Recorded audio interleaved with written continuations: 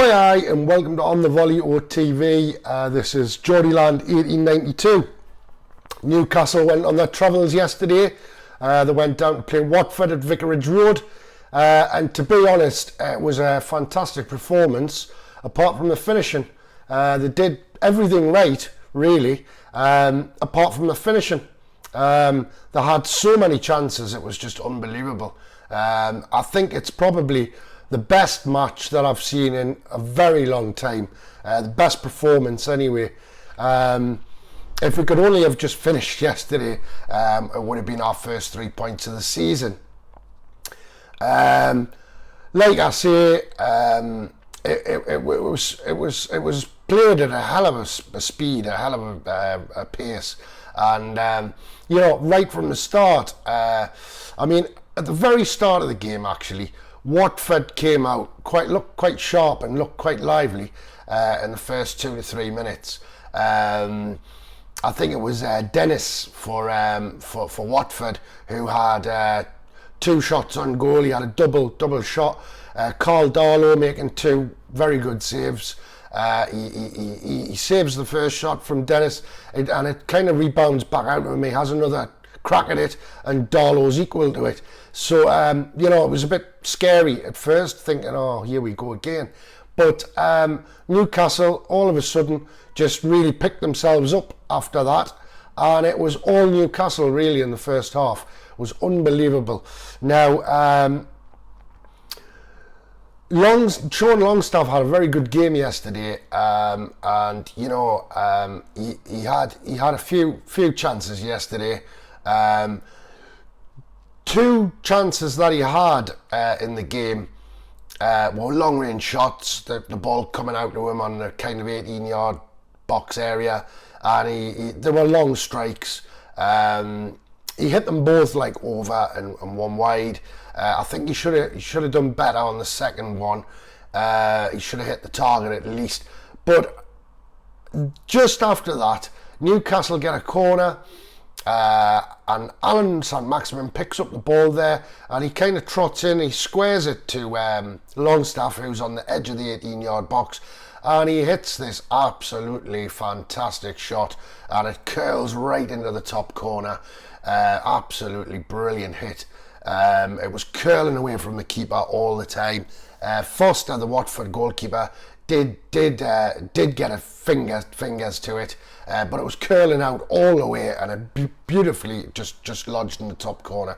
Great goal for Sean Longstaff, and that'll have done his confidence the world of good. That'll have picked him up no time. It was a fantastic strike. So you can imagine, I mean, you'll have all seen it, and we were going crazy watching that. But as the game went on, we had more and more of the ball and more chances. Not long after that, there was a really bad back pass, wayward back pass, played back by Watford, and Alan St-Maximin intercepts it, and he's kind of one-on-one for a minute there with the goalkeeper, and it's kind of make your mind up time, and he kind of dilly-dallied with it, and if he'd hit it the first time, maybe he would have lobbed the keeper, no problem, would have been a fantastic goal. But he got too close to the keeper. He ends up trying to round him, realises he can't because 2 defenders have kind of managed to get back at this point, and he squares it to Longstaff, who finds himself kind of open on the edge of the 18-yard box yet again, and he kind of half volleys it. It skips up and it goes over the bar. It was like an open goal, really. So he should have done better with that one as well.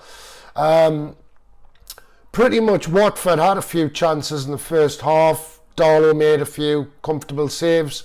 And Newcastle were all over them like a cheap coat, really. Newcastle should have been about 4-1 up. It should have been 4-1, probably. Maybe 4-0, I don't know. But we should have been way ahead. No looking back by the first half, end of the first half. And of course you start to worry, don't you? You worry because you think, well, we haven't taken our chances. And anyway, Newcastle's second half started really lively again. There was more chances for Willock. There was chances for Linton, who kind of, he managed to hit a shot low into the bottom corner, but the goalkeeper was equal to it. Willock had a chance. Miggy Almiron had another great chance. All saves by the goalkeeper. Alan St. Maximum again kind of comes one-on-one type of, and fails to score. It was unbelievable how many chances we were getting. Then the sucker punch really, as Watford come up, they get a corner, and really, really poor marking from Newcastle United. They're all ball watching, and basically the Watford player saw he kind of creeps round the other side of the box there to the far post. He's in acres of space, absolutely nobody marking him. Willock kind of realises right at the last seconds there, it's too late. Ball comes over, free header, bullet header, and Caldolo has no chance. He can't do anything about it, but shocking marking, and he was in acres of space. We just switched off, went to sleep. Like I say, complete ball watching. Nobody using 360, looking around all the time. If you watch the action, they're all looking one way, and he just walks in there. So they had defended very, very well, actually, and they did defend very, very well yesterday, apart from that, which was shocking. But there you go. Watford went up a gear as the game went on, as the second half went on. Watford were playing better and better, and they were putting more pressure on Newcastle, actually, until the point that actually Watford thought they had a legitimate goal, where Josh King, the ball comes through to him, and he finishes it really, really well. Well, he actually, Caldolo saves it and parries it out, but he can't parry it out far enough, and he runs in for the rebound and he finishes it off. Now, all of a sudden, VAR intervenes, and it shows that there are three Watford players all in a line, completely offside. They're totally offside, no arguments, so nobody can say, oh, the VAR decision was wrong. In fact, at the end of the game, Josh King was interviewed, and he did say he saw it, and he said, oh no, we're offside, and there was three of us offside. So no argument there. He actually thought that he'd ended his goal drought. And I mean, the roof went off when they scored. Like the whole roof went off that bloody Vicarage Road when Watford scored the second. But like I say, it was disallowed. Now, Newcastle went on, had chances. A certain point, Miggy Almiron, who had an absolutely brilliant game yesterday, I have to say. Matt Ritchie also had a very, very, very, very good game. I think they all did, actually. But anyway, pretty late on, and this is my only criticism of Steve Bruce about yesterday's game, is I think he just leaves the subs to far too late. Substitutions, he brings people on far too late. He doesn't give them time to get into the game. So he takes Miggy Almiron off. I can only surmise that he was tired. He didn't look injured. He looked really tired. So he's brought him off, and he brings Jacob Murphy on. Basically, within minutes of Jacob Murphy being on the field, like Alan St. Maximum wins the ball in midfield and plays an absolutely fantastic ball to Murphy, and Murphy's one-on-one. He's got Egbo chasing up behind him, but he's got the time, and all he's got to do is keep that ball low, smash it, and it's a goal. It's a goal, and he could have got all 3 points for Newcastle, but he doesn't. He tries, for some strange reason, to lift the ball and lob the keeper, and he's too close to the keeper, and he makes a complete mess of it. It just looked terrible. Anyway, he fails, and it's still 1-1.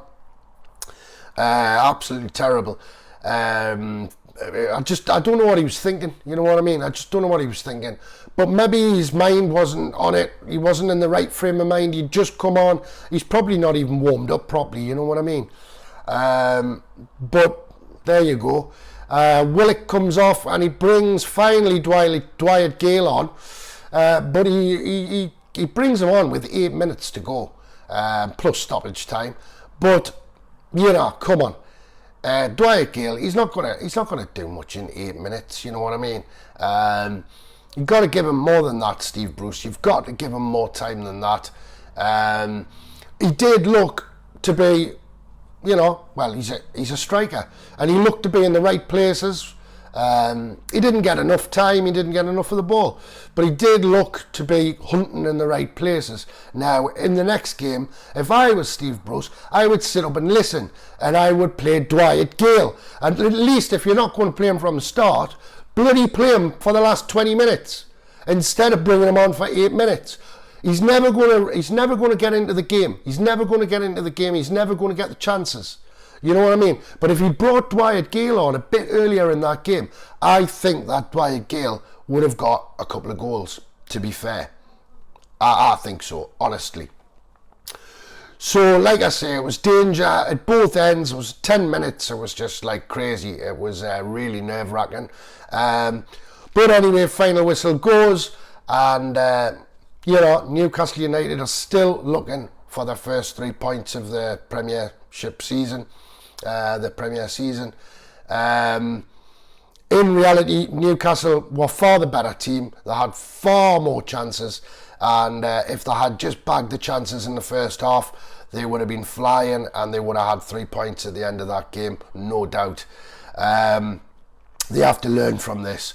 Like I say though, a much better performance from Newcastle United, getting up the park there, looking dangerous, and you know, it was good to see, even though I was disappointed that we didn't win.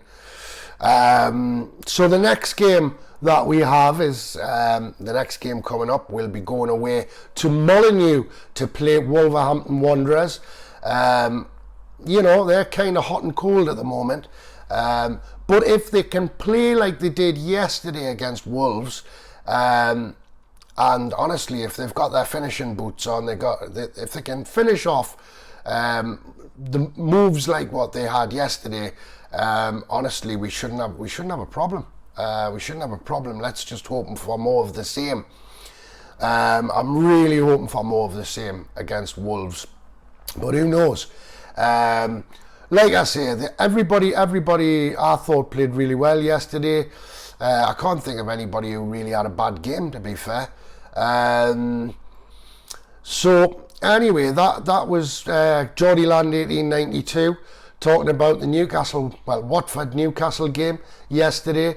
Absolutely great to see all the fans down there in absolutely thousands of them, and in full voice. Great support as ever. Unbelievable support we have, you know, and it's about time that the team started giving the fans some returns, you know. So anyway, that's really all I've got to say for now, and watch out for more videos during the week. I think there'll be a few videos coming up. There'll be the On the Volley video that we do, the three of us. There'll also be, I would think, an Arsenal video coming up and a Celtic video. But from me, for the time being, Keith Armstrong from On the Volley OTV, Geordie Land 1892. Like if you like, share if you want to share, and please subscribe. Helps the channel massively. So we bid you all good night, and we'll see you soon. I'm out.